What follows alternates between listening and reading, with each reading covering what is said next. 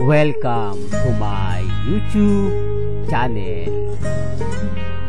Kung bago ka lang sa channel na to at true-blooded Aldab Nation ka, tama po ang channel na pinuntahan mo.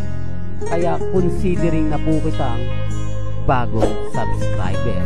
At huwag mong kalimutan pindutin yung bell para lagi po kang updated sa bagong video na ilalabas ko. Salamat po sa iyong pag-click sa channel na to. Isang kontrobersyal na businessman ang ama ni Congressman Arjo. Noong 1992, inaresto siya matapos iturong mastermind ng isang kidnap for ransom group na sangkot din daw sa ilang kaso ng murder. Kasama rin siya sa mga malalaking pangalan sa mundo ng online sabong. Sa isang larawang nakuha ng Billionaire News Channel, makikitang kasama pa ni Atayde si alias Brown na unang sinampahan ng reklamo ni bilyonaryo gambling boss Charlie Atong Ang, kaugnay ng missing sabongeros case. Welcome back mga kaaldab. Ito na naman po ang inyong lingkod, si Mr. Destiny. At panibagong update na naman po tayo. Panibagong mga kaganapan po kina Alden Richards at kay Maine Paul Quezon. Alam nyo, ito yung video mga kaaldab na kung saan talagang mapapaisip kayo.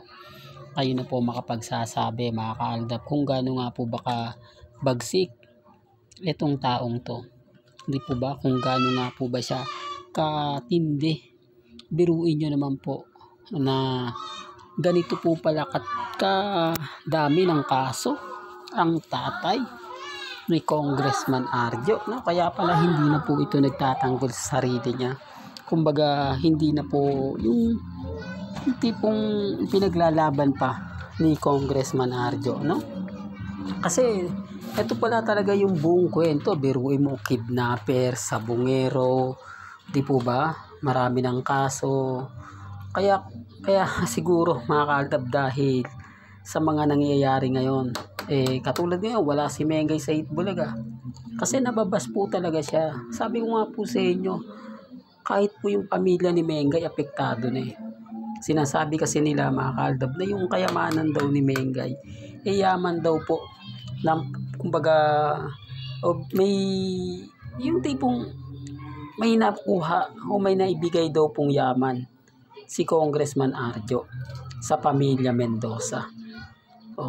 Ngayon alam nyo na po kung bakit po nasasabi ko yan. Kung bakit po hindi nagre-react ang pamilya ni Congressman Arjo kasi affected sila. Di po ba? Gaya nga po nito, naungkat po yung mga kaso ni Arturo Atayde o yung tatay ni Congressman Arjo. Respeto na lang po sa mga ayaw maniwala. Respeto na lang po sa mga taong bitter na bitter sa mga sinasabi ko. Sa mga nagsasabing fake news ako. Kayo na po, siguro nabasa nyo naman po yan. Siguro napakinggan nyo naman po at napanood. Di po ba? Hindi nyo naman po pwedeng sabihin ako, inedit lang yan ni Mr. Destiny. Naku, ano lang yan ni Mr. Destiny. Haka-haka niya lang yan. Di po ba? Hindi, real talk mga kaaldab. Kaya pasensya na po sa mga bitter po sa akin. Hindi naman po natin yung tatantanan. At syempre, lagi natin ipagtatanggol si Mengay. Kaya ako nga po sinasabi to para malaman ninyo kung bakit hindi nga po rin nagre-react ang pamilya ni Congressman. Dahil ang dami po pa na ng kaso ngayon na pending. Di po ba?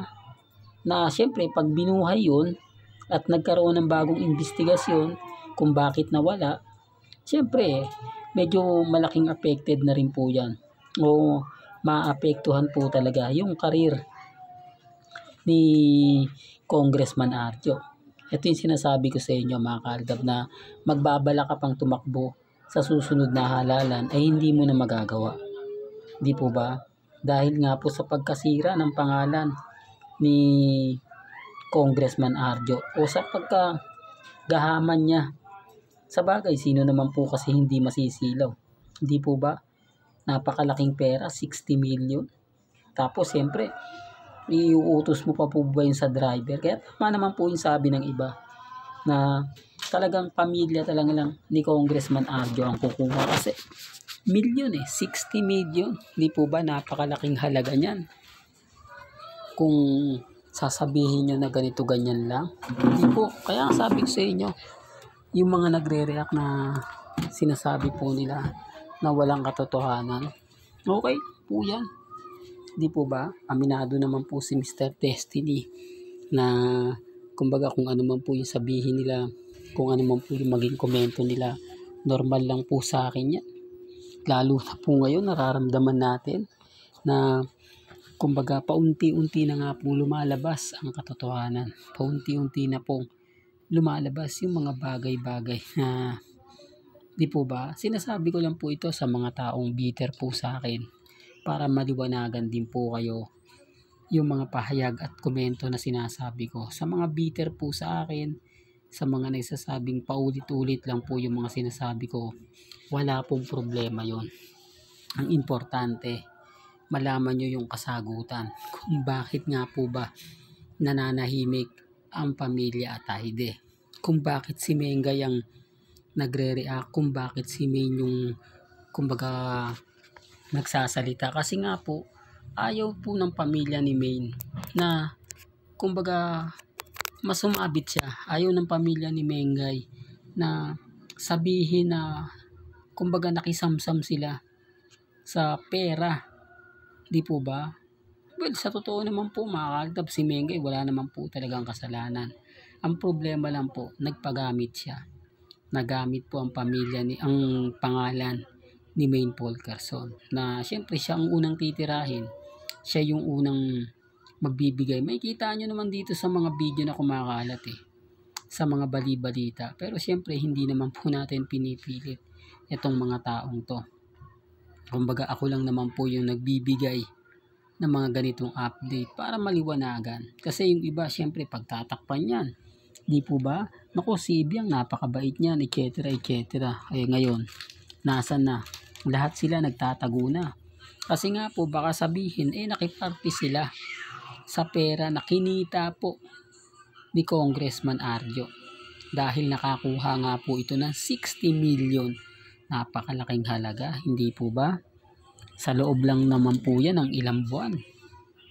Na hindi mo na siguro. Sabi nga po mga kalda, bukod sa sahod ni Maine, bukod sa sahod ni Congressman Arjo, yung 60 million, malinis na malinis po yun. Di po ba? Ang laki ng sahod ng isang congressman.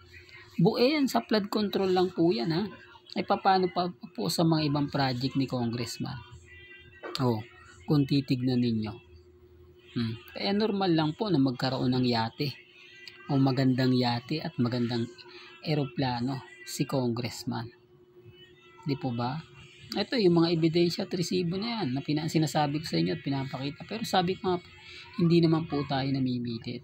Kumbaga dito po sa mga ina-update ni Mr. Destiny, sa mga pinapaliwanag ko, may kanya-kanya tayong opinion. Depende na lang po sa paniniwalaan ninyo.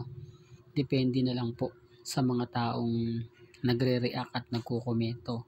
Kasi kung hindi nga po talaga niya kilala yan, hindi naman po siguro magpapapicture at pupunta sa opisina mismo ni congressman yan. Hindi po ba? Hindi, real talk to mga kalda, para lang po malinaw. Well, hanggang dito na lang po ang ating latest updates. Kaya kung gusto niyo pa po ng pinaka-latest at sariwang update, abay tumutok lang po kayo dito po sa channel ni Mr. Destiny para updated kayo sa mga bago at sa mga latest na i-upload po natin maya-maya lang.